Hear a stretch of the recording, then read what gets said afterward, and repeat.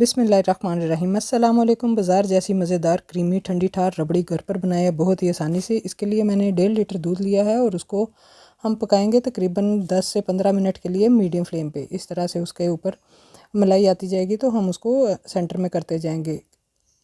1 पाव मैंने खोया लिया है और उसको शामिल करेंगे इसमें दूध में, और इलायची पाउडर डाल दिया है ½ टी स्पून। अगर आपके पास खोया ना हो तो आप ड्राई मिल्क पाउडर भी यूज़ कर सकते हैं। तो ये 1/4 कप मैंने चीनी डाल दी है फ्राइंग पैन में, और उसको हमने इस तरह से देखें उसका कैरेमल बनाकर हमने दूध में शामिल कर देना है। तो इससे बहुत ही अच्छा फ्लेवर आएगा और बिल्कुल रबड़ी का फ्लेवर आएगा। तो इसमें 2 टेबलस्पून मैंने बादाम डाल दिए हैं कुटे हुए, और 2 से 3 टेबलस्पून हम इसमें ब्रेड क्रम्स डालेंगे। तो लीजिए, ज़बरदस्त सी हमारी रबड़ी जो है वो रेडी हो चुकी है। इसको गाढ़ा होने देंगे और तकरीबन बस 15-20 मिनट में ही हमारी रबड़ी रेडी है। आप भी इसको एंजॉय कीजिए। वीडियो देखने के लिए बहुत बहुत शुक्रिया। हमारी वीडियो को लाइक और शेयर